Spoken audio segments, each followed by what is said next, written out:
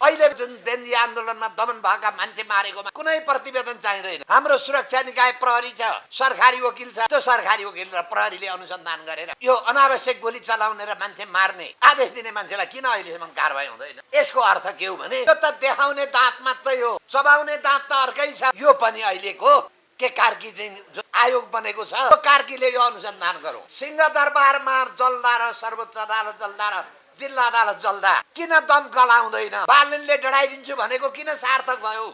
प्रचण्डले सिंहदरबारको आगो लाग्छ भन्ने किन सार्थक भयो? कसले आगो लाग्यो? सरकारले छानबिन गर्ने हैसियत छ। प्रहरीको गृह मन्त्रालय अघि मैले भने 48 करोडको आयो। त्यो जबसम्म पत्ता लाउनु न देश सिद्धिन्छ। देश सिद्धियो भने हाम्रा छोरा नातिले हामीलाई धिक्कार गर्छ। शासकले त ठेगान लगाइदिइसके शासकलाई, तर फेरि सत्तामा ल्याउने परिस्थिति बनाए। यो संविधान भनेको भ्रष्टाचारीको लागि बुलेट प्रुफ ज्याकेट हो। यसले ललिता निवास खानेलाई पनि कारबाही गर्दैन, यसले गिरीबन्धु खानेलाई पनि कारबाही गर्न सक्दैन, यसले व्हाइट बडी खानेलाई पनि कारबाही गर्न सक्दैन। भुटानी शरणार्थी नेपालीलाई भुटानी बनाएर छ नि, त्यसलाई पनि केही गर्न सक्दैन। यो यही व्यवस्थालाई संरक्षण गर्न, यसैलाई प्रोटेक्सन गर्न। अर्को यो नाक सिधै नाक हातले नाक छामेको होइन, घुमाएर छामेको। बत्तल उही, रक्सी उही, टेबुल चेन्जी। बत्तल त उही हो हाम्रो सुशीला कार्की दिदी। यही व्यवस्थामा शपथ खाने मान्छे। उहाँले अदालतमा रामराज्य बनाइदिनु भयो, प्रयोग भएको। उहाँले त्यो उहाँको क्षमता हेऱ्यौँ नि हामी। कस्तो संविधान ल्यान्छौँ त? सिङ्गापुर र स्विजरल्यान्ड बनाऊ। खण्डहर बनाइदियो नि त। प्रचण्डले बालुवाटारमा प्रकट हुँदा एसियाको माथि भन्थ्यो। एसियाको माथि त पुर्याइदिइहाल्यो नि। कुनै संरचना छैन, अदालत छैनन्, कुनै जेलका कैदी छैनन्। भागेका कैदीले श्रीमती मार्न थालिसके, रेप गर्न थालिसके। लोकतन्त्र यही होइन दिनेश त्रिपाठीको? उहाँ त यसको अनुभवी मान्छे, बडा लोकतन्त्रवादी हुनुहुन्छ। यही लोकतन्त्रले प्रचण्ड घरमा यो अवस्था पुर्यायो। नेताको घरमा समस्या समाधान भयो त? अहिलेको सरकारलाई ठुलो अपेक्षा नगर्नु। यो शुद्ध खिलराजको सरकार हो। एक थान प्रतिवेदन देलान्, हामीहरूले नदेखेको उद्देश्य, अरू ठुलो उद्देश्यका लागि यो परिवर्तन भयो। यो परिवर्तनका पछाडि को थिए भन्ने कुरो त तपाईँले देखिहाल्नु भयो। को यसका पछाडि थिए? कसले यो संविधान जोगाए? राष्ट्रपति कार्यालय डढाउने, तर राष्ट्रपति यिनैलाई सल्लोट हानेर सेना बस्ने, यसैलाई सल्लोट हानेर सुशीला कार्कीले मन्त्रीमण्डल बनाउने। कुनै मन्त्रीका घर बाँकी छैनन्, सिंहदरबार बाँकी छैन, तर फेरि आएर यिनै मान्छे हुने। यो अर्थ जनताको यो माग होइन। जनताले व्यवस्था परिवर्तन खोजेको। जसरी 46 सालमा व्यवस्था परिवर्तन भयो, 62-63 सालमा शासन व्यवस्था परिवर्तन भयो। संहिताको विरोध गरेको जनताले, भ्रष्टाचारको विरोध गरेको। यो सरकारले छानबिन गर्न सक्छ, कारबाही गर्न सक्छ, केही पनि गर्न सक्दैन। र अहिले हामी नेपाली जनता, नेपालमा एउटा उखान छ, टाउको दुखाइमा नाइटामा तेल लाई भन्छ नि। अहिले यो चुनाव भनेको नाइटामा तेल लायो। नाइटामा तेल लाएर टाउको दुख्न घट्छ? घट्दैन। चुनाव हाम्रो माग होइन। पहिले भ्रष्टाचारीलाई छानबिन, भ्रष्टाचारीलाई जेल, सुशासन, संहिता खारिज। जो हाम्रो माग भएको ठाउँमा अनावश्यक चाहिँ विवाद ल्याएर फेरि नेपालको आन्दोलन, जेनजीको यो जति उहाँ चाहिँ शहीद हुनुभयो, उहाँ लागि हार्दिक समवेदना। उहाँका परिवारलाई धैर्यता धारण गर्न म शक्ति दियोस् भन्छु। तर फेरि नेपाली जनता उठ्नु पर्न सक्छ है। फेरि धोका भयो, हाइज्याक भयो। एक ठाउँबाट हिँडेको प्लेन अर्कै ठाउँमा गयो। यो नेपाली जनताको माग नभएको कारणले हामी नेपाली जनता सचेत हौँ है। अहिलेसम्म हामी अन्ध समर्थक भएर यहाँ आइपुग्यौँ। अब फेरि कसैको हामी अन्ध समर्थक? हाम्रा छोरा नातिले देश नेपाल भन्न पाउँदैनन्, नेपाली भन्न पाउँदैनन्। त्यो हालत छ। रोजगार छ छैन। पहिलेका हिसाब किताब खोज्नु नपर्ने, सबलाई रोजगार हिसाब किताब खोज्नु नपर्ने, घर घरमा ग्यासका हिसाब किताब खोज्नु नपर्ने, पानी जहाजका हिसाब किताब खोज्नु नपर्ने। यिनीहरूको रेल कहाँ गयो? अहिले जम्मै गफाडीका गफ, गजाडीका गफ बाहेक केही भएन। हेर्नुहोस् त, यस्तो अवस्थामा देश छ। त्यसैले म पत्रकारलाई भन्छु, आम नेपाली जनतालाई भन्छु, ठन्डा दिमागले सोचौँ है, नकाब उतारौँ। जसले नकाब राखेको छ, नकाबधारी अहिले संसदमा यो मन्त्रीमण्डलमा पनि छन्, नकाब उतार्नुहोस्। 6 महिने मन्त्री हुनुहुन्छ, तर देश रहेन। जनताले फेरि तिम्रो विरुद्धमा आउँछ जनता भन्दै। यसले जम्मैलाई सद्बुद्धि होस् है नेपाली जनता। हाम्रा पुस्ताले यो देश नगुमाओस्। आउँदो पुस्तालाई हामी सम्पन्न, शक्तिशाली र भ्रष्टाचार नभएको देश हस्तान्तरण गर्न सकौँ भन्दै। अब के छ भने, रामचन्द्र योभन्दा अगाडि प्रचण्ड दिल्ली जाँदा नागरिकता प्रमाणीकरण लिएर कसैले लिएर जानुभएको थियो। विद्यादेवीले प्रमाणित गर्न नसकेको नागरिकता विधेयक रामचन्द्र पौडेलले किर्ते गरेर विद्यादेवीको नाम काटेर रामचन्द्र पौडेल लिएर के बुझे? प्रचण्डजी दिल्ली जानुभयो। अब यो आन्दोलनको फिस बुझाउनु पर्यो। कर्मचारी सम्बन्धी निजामती ऐन आउँदैन, अख्तियार दुरुपयोग अनुसन्धान आयोगको अनुसन्धान गर्ने नीतिगत निर्णयको ऐन आउँदैन। के आउँछ? नागरिकताको ऐन चाहिँ यो आन्दोलनले पनि रोक्दैन, पटापट पास हुन्छ। बुझिहाल्नुहोस् त्यसको कारण के हो भन्ने कुरो। कसले आन्दोलन रोकायो, के बापत फिस बुझाइयो, त्यो त इतिहास छैन र तपाईँहरू अगाडि हामीहरूले भन्न सक्नु पर्यो, बोल्न सक्नु पर्यो। यस्तो लोकतन्त्रमा पनि हामी बोल्न सक्दैनौँ र भन्न सक्दैनौँ भने हामीहरूले यो देश राख्दैनौँ। त्यसैको हो यो, कुनै बाधा छैन। सायद राष्ट्रपतिको पद जोगाइदिएको होला यही ऐनको कारणले। होइन तिमीले भनेको नागरिकता ऐन त म प्रमाणीकरण गरिदिन्छु। महाकाली नदी र टनकपुर गयो। 62-63 सालको आन्दोलन सम्झौतामा समाप्त भयो। हाम्रा नेपालका जलस्रोत कुनै पनि रहेन। अब अहिलेको आन्दोलन पनि सम्झौतामा टुङ्गियो। अब हरेक आन्दोलनमा व्यवस्था परिवर्तन भयो। यो सबभन्दा ठुलो आन्दोलनमा यो काम नलाग्ने व्यवस्था किन परिवर्तन भएन? यही थियो त जनताको माग। नेपालमा कहिल्यै चुनाव नभएको भए, चुनावको माग गरेको भए चुनाव गर्नु ठुलो उपलब्धि थियो। संसद विघटनको माग भएको भए संसद विघटन गर्नु ठुलो उपलब्धि थियो। तर झिक्दे गाँड भनेको थप्दे गाँड भयो। अहिले यो आन्दोलनबाट सीमित मान्छे मन्त्री बाहेक केही पनि हुँदैन। तपाईँ नेपाली जनता भ्रम नपर्नुहोस्। आयोग बनाउने, जनतालाई ठुल्ठुला आश्वासन दिने खुब काम हुन्छ। तर 46 सालको मल्लिक आयोगको कारबाही भयो? भएन। 62 को उसको तपाईँको रायमाझी आयोग 62 को आन्दोलनको प्रतिवेदन कारबाही भयो? भएन। अब अहिले कार्की आयोगको प्रतिवेदन कारबाही हुन्छ हुँदैन? भ्रम नपर्नुहोस्। 886 संसद किन चाहियो? जनताले त्यसको विरोध गरेको। लोकतन्त्रको अनुहार शेरबहादुर देउका घरमा राखेका पैसा र सुनका गड्डीले देखाउँछ। लोकतन्त्रको अनुहार प्रचण्डका घरमा भएको ढिकुटीले देखाउँछ। अनि यो लोकतन्त्रको अनुहार केपी शर्मा ओलीका घरमा भएको सुनको हात्तीले देखाउँछ, कम्युनिस्ट नेता। अनि हामी के भन्छौँ? एक थान मन्त्रीमण्डल। यो आन्दोलनमा के भन्छु भने हाइज्याक भयो। यतिका लागि होइन, परिवर्तन हुन्छ त। अब फागुन 21 गते चुनाव हुन्छ। को जित्छ? केपी शर्मा ओली जित्छ, शेरबहादुर देउपा जित्छ, प्रचण्ड जित्छ। हात्ती आयो फुस्सा। हामी केटाकेटीमा खेल्थ्यौँ। के भयो त? केही थान मान्छेहरू मन्त्री भए। बारबराका चाहिँ तपाईँको चाहिँ के चाहिँ एनजिओका मान्छेहरू मन्त्रीहरू भए। एनजिओ चलाउने मान्छे मन्त्री भए। यी जम्मै नेताको सम्पत्ति छानबिन हुन्छ हुँदैन? उद्घाटन थालिसके। आज गृह मन्त्रालयको 48 करोड सुरु देखिसक्नुभयो राजधानी पत्रिकामा।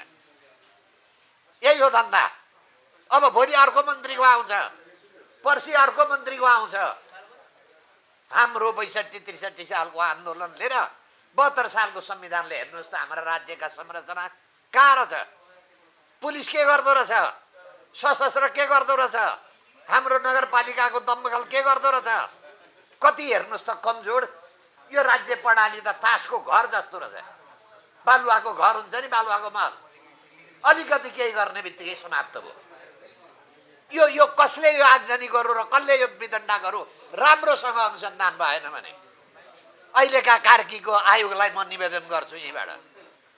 पुष्पकमल दाहाललाई 1 हप्ता अगाडि सिंहदरबार डढ्दैछ भन्ने कसरी थाहा भयो? पुष्पकमल दाहाललाई यहाँ ठुल्ठुला घटना घट्दैछन्, केपी शर्मा ओली चाँडो सरकार छाड्देऊ भनेर कसरी थाहा भयो? अनि बालनले आफ्नी श्रीमतीलाई हस्पिटल लाँदा सिंहदरबार डढाइदिन्छु भनेको किन सिंहदरबार डढो? यत्रो आगजनी हुँदा नगरपालिकाका दमकल किन आउँदैनन्? आन्दोलनकारी पनि एउटै, दमकलको मालिक पनि एउटै। उहाँहरूलाई यो देश समाप्त पार्नु थियो। कथम कदाचित यो आन्दोलनले देशको सीमा झन्डा पनि र तपाईँको नक्सा पनि समाप्त हुन सक्छ। यसको पछाडिको शक्ति को हेर्नुभएको छ?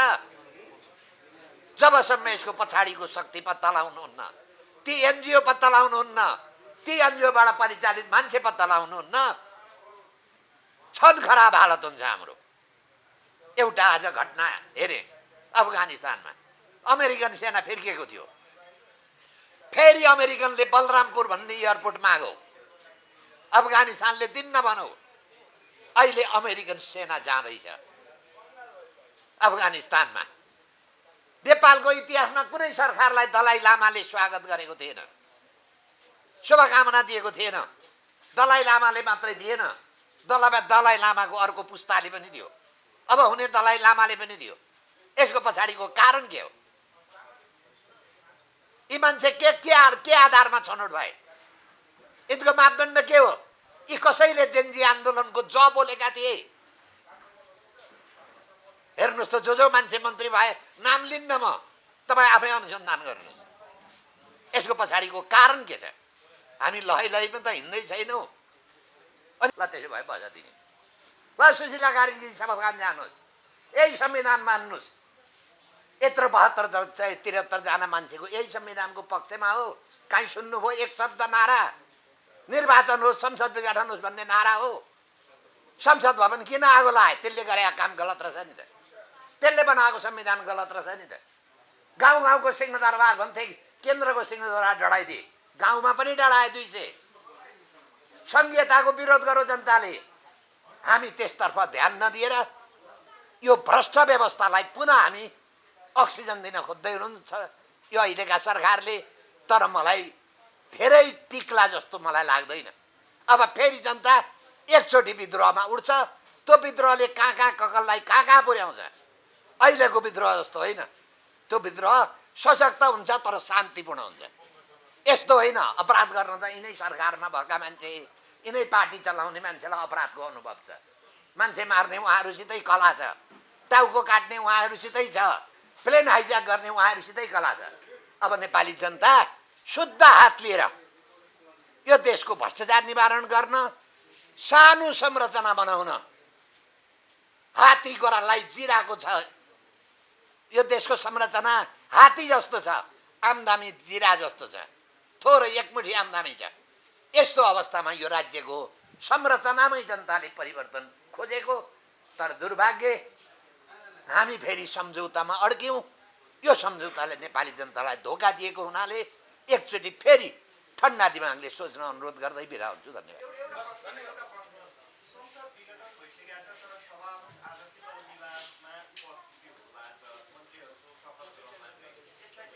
यो 72 सालको संविधान बाँकी छ, जिउँदैछ।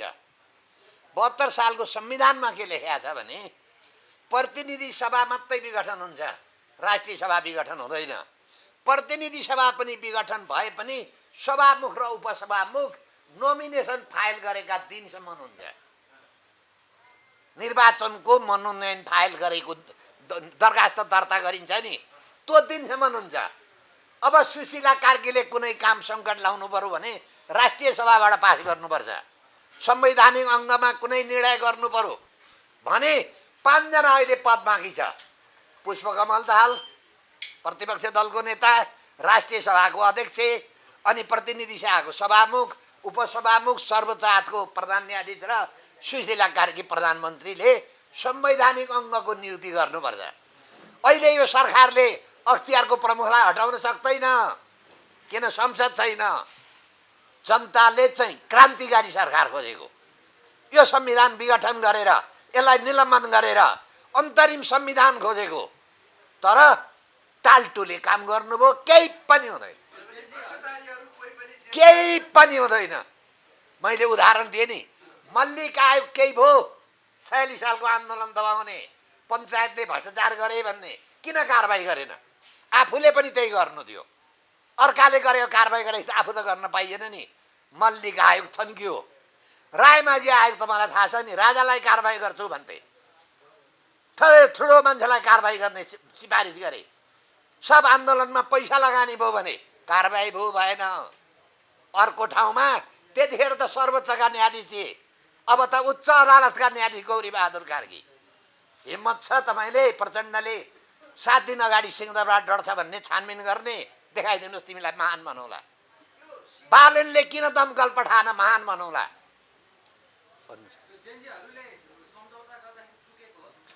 जेनजी नै सक्कली जेनजी बाहिर पाए नपाए नक्कली गए त्यहाँ जेनजी, नक्कली जेनजीले सम्झौता। हेर्नुहोस् न, बालनको कानुनी सल्लाहकार गृहमन्त्री अनि जेनजीको वार्तामा बस्ने के अर्यालजी अनि जेनजी चलाउने अहिले सुदन गुरुङ, हामीहरूले सामाजिक सञ्जालमा देख्यौँ। संसद विघटन नभए हुँदैन भनेर उसले आदेश दिन्छ। उसले संसद विघटन नभए हामी मान्दैनौँ मान्छे। के हो संविधान खारेज गर्नु पर्छ।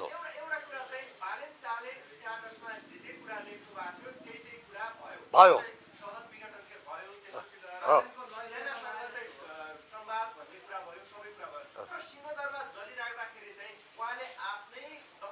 हो, यस पछाडिको खोज्नु पर्यो। गौरीबहादुर कार्कीजीले आफै आन्दोलनकारी, आफै दमकलको चाबी खल्तीमा राखेर हिँड्नुभयो।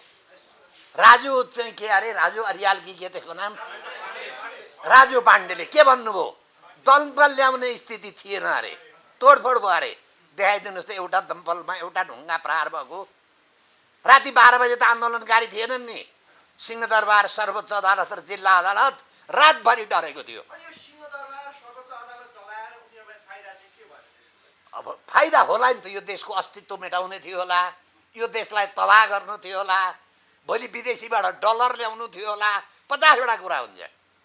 हिजो 17,000 मार्दा प्रचण्डलाई के फाइदा थियो? के हो त? मैले त यो सिस्टमले काम गरेन। तपाईँ बिग्रेको क्यामेरा बोकेर पत्रकारिता चल्दैन। यो 72 सालको संविधान र अहिलेसम्म भन्दा ठुलो आन्दोलन यो 82 को आन्दोलन, जेनजी आन्दोलन। तर नेपालका जम्मै आन्दोलन सम्झौतामा समाप्त भए। 7 सालको आन्दोलन सम्झौतामा समाप्त भयो। हाम्रो कोशी नदी गयो। 46 सालको आन्दोलन सम्झौतामा समाप्त भयो हाम्रो। कस्तो संविधान ल्यान्छौँ त? सिङ्गापुर र स्विजरल्यान्ड बनाउने खण्डहर बनाइदियो नि त। प्रचण्डले बालुवाटारमा पर्कडाउँदा एसियाको माथि भन्थ्यो। एसियाको माथि त पुर्याइदिइहाल्यो नि। कुनै संरचना छैनन्, अड्डा अदालत छैनन्, कुनै जेलका कैदी छैनन्। भागेका कैदीले श्रीमती मार्न थालिसके, रेप गर्न थालिसके। लोकतन्त्र यही होइन दिनेश त्रिपाठीको?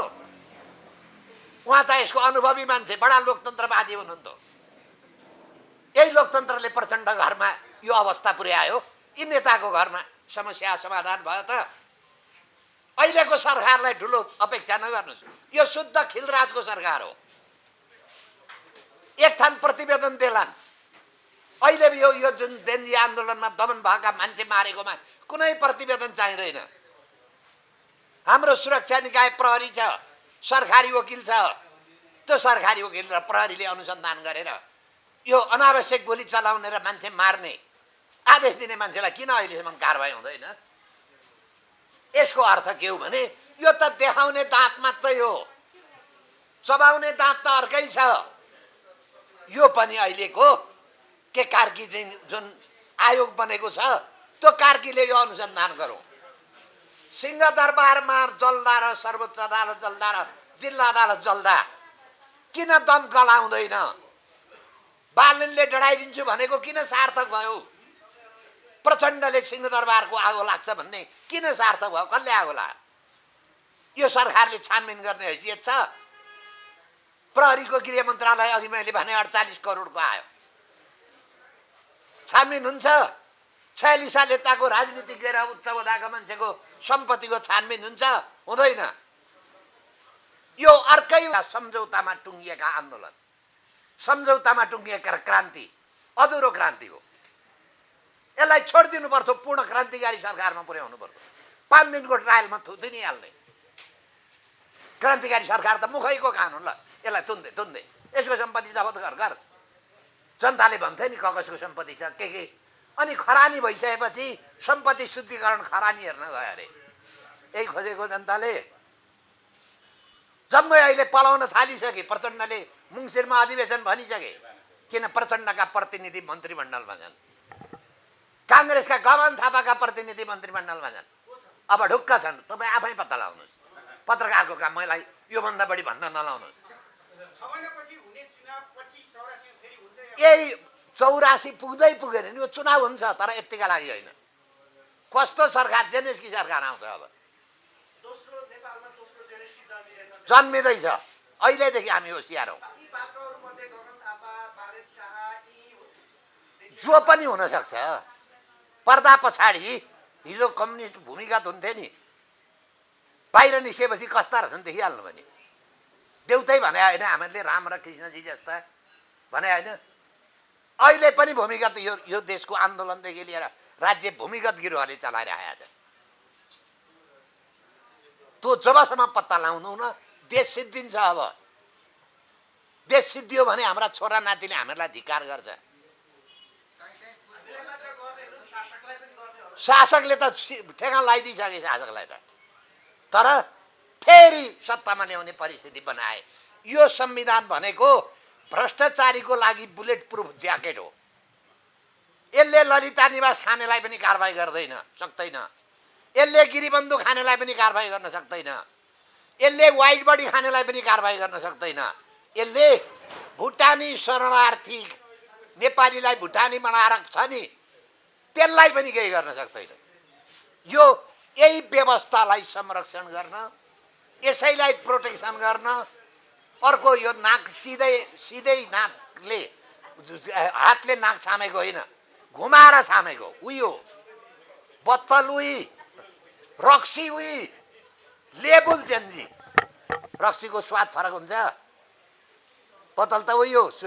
हाम्रो सुशीला कार्की दिदी यही व्यवस्थामा शपथ खाने मान्छे, उहाँले अदालतमा रामराज्य बनाइदिनु भयो, प्रयोग भएको। उहाँले त्यहाँ उहाँको क्षमता हेऱ्यौँ नि हामीहरूले। अब के उहाँका सिङ र जुरो पलाएको छ कि के छ? अरू जो मान्छे आए जम्मै प्रयोग भएको समाजमा देखेका मान्छे हो नि। यो मान्छेबाट के अपेक्षा गर्छौँ हामी? युवाले के अपेक्षा गर्छन्? त्यसैले फेरि नेपाली जनतालाई जसरी 7 सालदेखि धोका भयो, अहिले फेरि धोका भयो। यत्रा निशुल्कमा मारे मान्छे, राष्ट्रिय धन सम्पत्ति यति ठुलो नोक्सानी भयो। यसको पूर्ति कसले गर्छ? त्यसको त असर सिंहदरबार डढ्नु भनेको देश डढ्नु हो, सर्वोच्च अदालत डढ्नु भनेको, त्यसका डकुमेन्ट डढ्नु भनेको देश डढ्नु हो। यो व्यवस्थाले हेर्नुहोस् त, सिंहदरबार बचाउन सक्दैन, अदालत बचाउन सक्दैन, पुलिस र सशस्त्रता हात उठाएर हिँडिहाल्छन् भागेर। कस्तो बनाएको रहेछ त 72 सालको संविधान। बालुवाको घर रहेनछ, अनि यही बालुवाको घरमा उहाँ अब चुनाव गराएर यसलाई एकदम पिलरवाला घर बनाइदिन्छु भनेर सुशीला कार्कीजी र यी तमाम मन्त्रीजी कुदेका छन्। हुँदैन केही पनि। यो 72 सालको संविधान खारिज गरेर रेजिम व्यवस्थै चेन्ज गर्नुपर्छ। जनताले, आन्दोलनले देश बचाउनु पर्यो भने त्यो पनि गर्नुपर्न सक्छ। यदि यसमा सिक्किम भन्नुहोस् त, सिक्किम कसरी? सिक्किमको मोडल तपाईँ इतिहास पढेको छ? सिक्किमको इतिहास पढ्नुहोस्, सुनन्दन दत्त रेको किताब पढ्नुहोस्। नेपालको घटना र सिक्किमको घटना हुबहु मिल्छ। नेपालमा पनि त्यस्तै राजा थिए, त्यहाँ पनि राजा विदा गरियो। संविधान सभाले यो त्यही संविधान सभाले देश विलय गर्यो।